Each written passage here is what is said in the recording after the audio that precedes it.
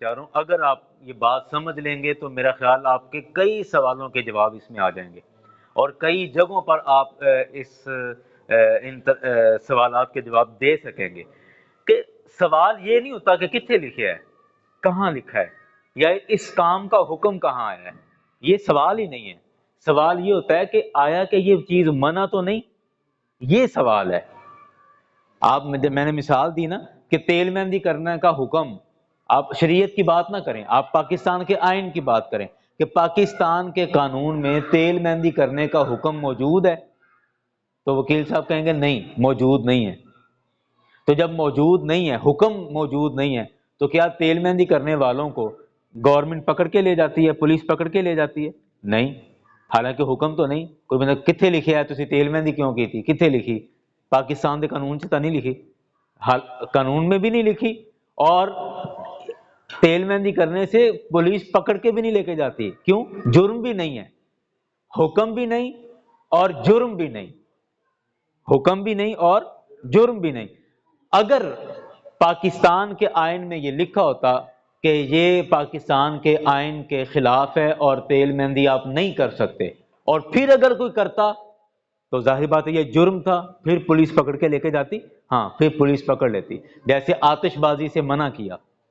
پاکستان کے آئین نے آتش بازی قانون پاس کر دیا، جی آتش بازی نہیں ہوگی۔ اب اگر کوئی آتش بازی کرتا ہے، آتش بازی مطلب فائرنگ ہے، ہوائی فائرنگ کرتا ہے، تو پولیس اس کو پکڑ کے لے جاتی ہے تیل مہندی کی وجہ سے پکڑ کے۔ تو مطلب سوال یہ نہیں ہوتا کہ یہ کام کہاں لکھا ہے، سوال یہ ہے کہ آیا کہ اس سے روکا تو نہیں گیا؟ اگر روکا گیا ہے تو پھر آپ رک جائیں، اور اگر نہیں روکا گیا تو پھر آپ کریں، اس میں کوئی حرج نہیں ہوتی۔ اور یہی اصول پوری دنیا کے ہر قانون کے اندر یہی اصول ہے، اور اسی طرح شریعت کے اندر بھی یہی ہے، شریعت کے اندر بھی یہی ہے۔ تو میں نے عرض کر رہا تھا کہ بہت سارے ایسے کام ہیں کہ جن کا حکم نہیں دیا، قرآن پاک نے حکم نہیں دیا، حدیث نے حکم نہیں دیا، لیکن وہ کام کہیں نہ کہیں ہمارے لیے فائدے مند ہے، اور وہ گورنمنٹ نے اس کا حکم دے دیا، ریاست نے اس کا حکم دے دیا، تو اب اس پر بھی عمل کرنا ہم پر لازم ہے قرآن کے مطابق، کیونکہ قرآن کہہ رہا ہے وَأُولِي الْأَمْرِ مِنْكُمْ، کہ اپنے ریاست کا بھی تم نے حکم ماننا ہے، اس کی فرما برداری کرنی ہے۔ لیکن اس میں شرط جو تھی وہ میں نے عرض کر دی۔ ہمارے بعض دفعہ نا باتیں بلا وجہ مشہور کر دی جاتی ہیں کہ فلاں مولوی بک گیا، وہ کہتا ہے جی گورنمنٹ کی فرما برداری کرنی لازم ہے، تو یہ سارا بکاؤ مال ہے، یہ اس طرح کی باتیں بڑی نکل آتی ہیں۔ تو میں بار بار وہ اس لیے بات ساتھ دہرا رہا ہوں کہ شرط یہ ہے کہ جب تک وہ ریاست اللہ اور اس کے رسول کے خلاف حکم نہ دے، جب تک ریاست اللہ اور اس کے رسول کے خلاف حکم نہ دے، تب تک ریاست کی فرما برداری کرنا یہ قرآن پاک کا حکم ہے کہ اس کی بات مانو۔ اب میں عرض کر رہا تھا کہ بہت سارے ایسے معاملات ہیں کہ جن میں قرآن پاک نے حکم نہیں دیا، حدیث میں وہ حکم نہیں ہے، لیکن ریاست نے اس کا حکم دیا اور اس کو ماننا ضروری ہے، قرآن کے مطابق ان کو ماننا ضروری۔ میں اس کی پہلے بھی غالباً ایک دفعہ مثال دے چکا ہوں، جیسے آپ بڑی آسان سی مثال ہے، بائک پر ہیلمٹ پہننا۔ آپ کوئی کہے جی ہیلمٹ پانا کتنے لکھے ہے؟ قرآن پاک کاٹ کے دکھاؤ، حدیث میں نہیں، قرآن پاک میں نہیں، لیکن ریاست نے حکم دیا۔ اب دیکھا جائے گا کہ یہ حکم اللہ اور اس کے رسول کے خلاف تو نہیں، تو اس میں ہم دیکھ رہے ہیں کہ نہیں خلاف تو نہیں ہے، اس میں اللہ اور اس کے رسول کی کیا مخالفت ہے؟ یہ تو ایک سیفٹی کے لیے، حفاظت کے لیے، بلکہ فائدہ ہے اس کا۔ ہاں فائدہ ہے، اگرچہ قرآن پاک میں اس کا حکم نہیں ہے، حدیث میں اس کا حکم نہیں ہے، لیکن اپنی جان کی حفاظت کرنے کا تو حکم ہے نا۔ اور اس کا ایک طریقہ یہ بھی ہے، گاڑی چلا رہے ہیں تو سیٹ بیلٹ باندھنا ہے، اور بائک چلا رہے ہیں تو ہیلمٹ پہننا ہے۔ تو اب یہ ریاست کا اگرچہ حکم ہے، لیکن ریاست کا حکم ہونے کے باوجود اس پر عمل کرنا قرآن کا حکم ہے، اس پر عمل کرنا قرآن پاک کا حکم ہے، کہ قرآن کہہ رہا ہے وَأُولِي الْأَمْرِ مِنْكُمْ۔ اسی طرح سگنل توڑنا اور اس طرح کی پہلے اس پر باتیں ہو چکی ہیں پچھلے سالوں میں، لیکن میں وہ صرف دہرا رہا تھا کہ جو گورنمنٹ ہمارے لیے جو بھی انتظامات کرے، دراصل جو میں بات کرنا چاہ رہا ہوں کہ گورنمنٹ، ریاست ہمارے لیے جو بھی انتظامات کرے، وہ انتظامات اگر اللہ اور اس کے رسول کے خلاف نہیں ہیں تو وہ سارے کے سارے انتظامات صحیح ہیں، درست ہیں، جائز ہیں۔ اور ان میں کسی طرح کی کوئی حرج اور کوئی قباحت نہیں ہے۔ اب جو اگلی غلط فہمی ذہن میں پیدا ہوتی ہے نا کہ گورنمنٹ تو سود کا کاروبار کرتے ہیں باہر دوسرے ممالک سے، یعنی ان پر جو اگر آئی ایم ایف سے قرضہ لیتے ہیں تو وہ بھی سود پر ہے، اور اس کے سود کی قسطیں ساتھ جمع ہوتی ہیں اور وہی پیسہ ہم پر استعمال ہوتا ہے، تو آیا کہ وہ پیکج ہم استعمال کریں کہ نہ، وہ پیسہ تو سود کا ہے۔ تو اب اس میں ذہن میں رکھیں کہ سود گناہ ہے، حرام ہے اس کے لیے جو لے رہا ہے اور جو دے رہا ہے۔ جو سود لے رہا ہے اس کے لیے بھی ناجائز، جو سود دے رہا ہے اس کے لیے بھی ناجائز، اور اس میں جو ان کی معاونت کر رہا ہے وہ بھی غلط کر رہا ہے۔ لیکن جب یہ سود کی رقم ایک بندے سے دوسرے بندے تک ٹرانسفر ہوتی ہے تو وہ حرام والا حکم دوسرے کے لیے لاگو نہیں ہوتا، دوسرے کے لیے لاگو بولیں تو نہیں ہوتا۔ کیوں؟ اگر آپ اس حکم کو دوسروں پر بھی لاگو کریں گے تو پھر تو یہ دنیا کا سسٹم اور سارا نظام ہی خراب ہو جائے گا، آپ یہ نظام چلا ہی نہیں سکتے۔ مثلا پھر ایک دکاندار کے لیے بھی حرام ہے کہ وہ کسی سود خور کو کوئی سودا دے، یعنی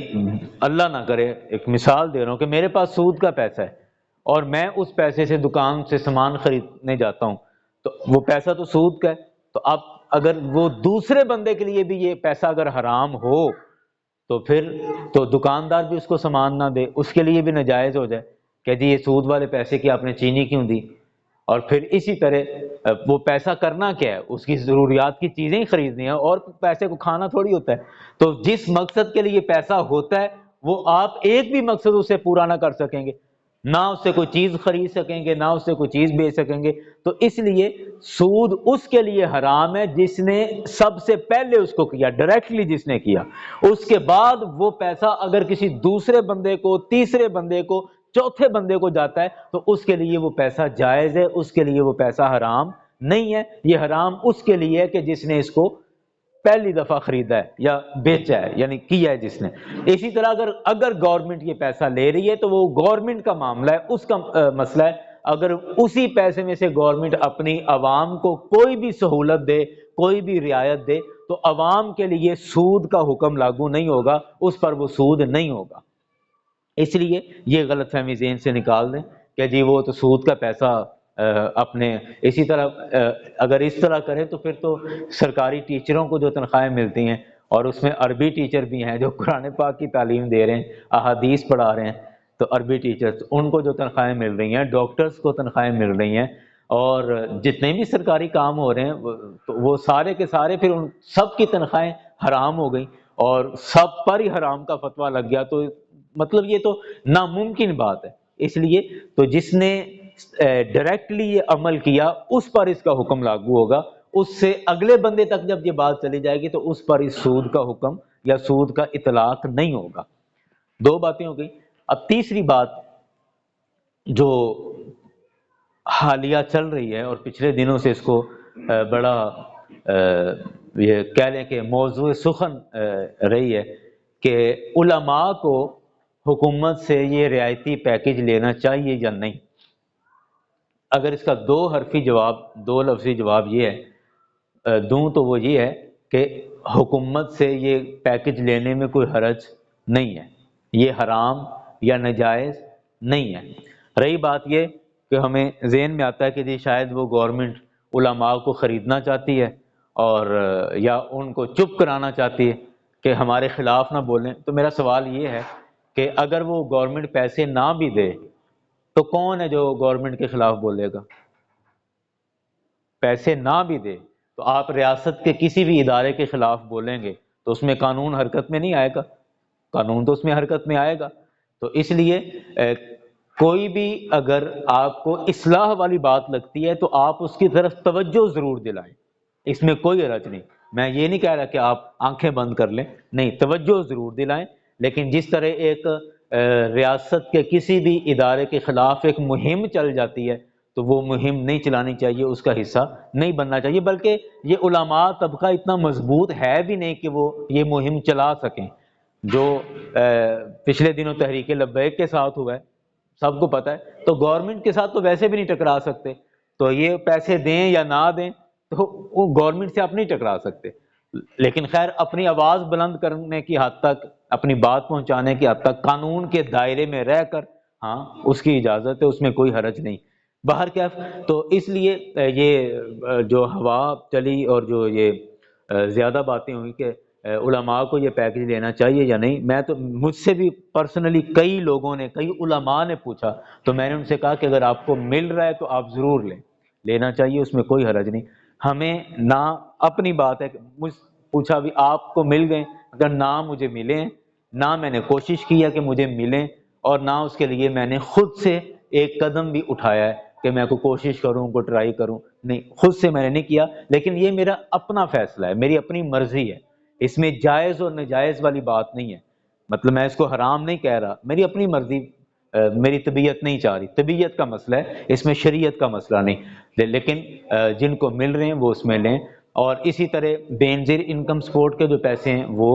لوگوں تک آ رہے ہیں۔ ابھی میرے سننے میں آیا کہ نگہبان کارڈ گورنمنٹ نے دیا ہے اور اس میں بھی کچھ رعایت مل رہی ہے، کچھ پیسے مل رہے ہیں لوگوں کو، اور اس طرح کے کچھ نہ کچھ وہ گورنمنٹ اپنے حساب سے پیکج نکالتے ہیں، اور وہ پیکج لینے میں اور ان کو استعمال کرنے میں کوئی حرج نہیں۔ ایک بات آخر میں یہ بات عرض کروں گا کہ بعض پیکج وہ ہیں کہ جو ایک مخصوص طبقے کے لیے نکالے جاتے ہیں، اور ان پیکجز کو وہ طبقہ بھی استعمال کرتا ہے کہ جس کے لیے وہ پیکج نہیں تھا، یہ ناجائز ہے، یہ غلط ہے۔ مثلا آپ یوں کہہ لیں کہ گورنمنٹ کی طرف سے محکمہ زکوٰۃ بھی بنا ہے، اور اس کے ہر محلے میں اس کے نمائندے موجود ہیں جو چیئرمین ہوتے ہیں زکوٰۃ کمیٹی کے۔ اب وہ زکوٰۃ کمیٹی کا چیئرمین وہ زکوٰۃ کا پیسہ اس تک پہنچائے گا جو زکوٰۃ کا مستحق ہے، اور اگر وہ گورنمنٹ سے پیسہ لے کے اور اپنے قریبیوں کو اور اپنے پسندیدہ لوگوں میں بانٹ دے یا خود کھا لے، یا جو اہل نہیں تھے ان کے فارم فل کر دے کہ جی یہ بھی اہل ہے اور ان کا بھی اس طرح معاملہ ہے، تو ظاہری بات ہے یہ ناجائز اور یہ غلط ہے۔ اور بالکل اسی طرح اب مجھے نہیں پتا کہ بے نظیر انکم سپورٹ کے پیسے صرف غریبوں کے لیے ہیں یا سب کے لیے ہیں، تو جن کے لیے ہیں وہ طبقہ ان کو استعمال کرے، اس میں کوئی حرج نہیں، ان کے لیے جائز ہے۔ لیکن اگر وہ غرباء کا حق ہے اور میں اس میں ڈاکہ مار رہا ہوں، یا میں اس میں میرا کوئی ہاتھ چلتا ہے، تو میں کہتا ہوں چلو کوئی کرپشن کر کے ادھر ادھر کر کے میں یہ پیسہ سمیٹ لوں، کچھ بانٹ دیا اور کچھ اپنے پاس رکھ لیا، تو ظاہری بات ہے اس میں مسئلہ پوچھنے کی ضرورت نہیں، یہ تو ناجائز ہے، غلط ہے۔ اور اگر وہ گورنمنٹ سب کو پیکج دے رہی ہے اور بالعموم سب تک وہ ایک بطور گفٹ دے رہی ہے، تو پھر سارے استعمال کریں، جیسے پیٹرول کے اوپر بعض دفعہ اور بعض دفعہ دیگر کئی ایسی چیزیں ہیں کہ جن پر ٹیکس کی چھوٹ گورنمنٹ دے دیتی ہے، اور وہ سب کے لیے ہوتی ہے، پراپرٹی پر بھی کئی دفعہ ہوتا ہے، جس چیز کو گورنمنٹ چاہتی ہے کہ یہ چیزیں بیچی جائیں تو ان پر ٹیکس کم کر دیا جاتا ہے، اور جس چیز کو گورنمنٹ چاہتی ہے کہ یہ نہ بیچی جائیں ان پر ٹیکس بڑھا دیا جاتا ہے۔ مثال کے طور پہ مہنگی چیزیں باہر کے ملکوں سے پاکستان میں امپورٹ کرنا، گورنمنٹ اس کو بین گاہے بگاہے کر بھی دیتی ہے، لیکن گورنمنٹ چاہتی نہیں ہے کہ کوئی خریدے، لیکن اس کو مکمل طور پہ منع بھی نہیں کیا جا سکتا بھی اگر کوئی اپنے پیسے سے خریدنا چاہتا ہے تو خرید لے، لیکن گورنمنٹ پھر کیا کرتی ہے، اس پہ ٹیکس اتنا زیادہ کر دیتی ہے کہ لوگ کم از کم اس کو خریدیں تاکہ پاکستان کا پیسہ باہر کے ملکوں میں نہ جائے۔ اس لیے وہ امپورٹ پر آئے دن پابندیاں بھی لگی رہتی ہیں، اور بعض دفعہ اس پہ ٹیکس بھی 400% تک بھی اس پہ ٹیکس جو ہے وہ بڑھ جاتا ہے۔ تو گورنمنٹ چاہتی ہے کہ، اور وہ جو لوکل چیزیں ہیں پاکستان میں جو چیزیں بنتی ہیں ان پر بعض دفعہ ٹیکس میں چھوٹ دے دی جاتی ہے، اور وہ چھوٹ تمام کے لیے ہوتی ہے، تمام لوگوں کے لیے ہوتی ہے، اس میں امیر اور غریب کا کوئی فرق نہیں ہوتا، تو اس کو سارے لوگ استعمال کریں۔ تو یعنی جو پیکج گورنمنٹ غرباء کے لیے بنا رہی ہے اس کو غرباء استعمال کریں، مستحقین استعمال کریں، اور جو سب کے لیے ہے اس کو سب استعمال کریں، اور جو مستحقین کے لیے بنایا اس کو اگر امیر اور امراء یا صاحب اختیار لوگ اگر اس کو استعمال کریں گے تو ظاہری بات ہے وہ ناجائز اور حرام ہے۔ تو باقی گورنمنٹ کی طرف سے جو بھی سبسڈی آئے، جو بھی پیکیجز آئیں، جو بھی مراعات اپنے عوام کے لیے آئیں، اور وہ لوگوں کے لیے استعمال کرنا جائز ہے، اس میں کبھی بھی دل میں یہ ملال نہ لائیں کہ جی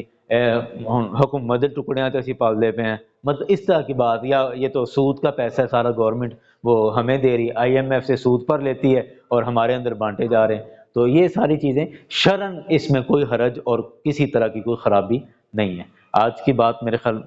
بڑی حد تک مکمل ہو چکی ہے، اس میں آپ کی طرف سے کوئی بھی سوالات ہوں تو آپ کر سکتے ہیں آج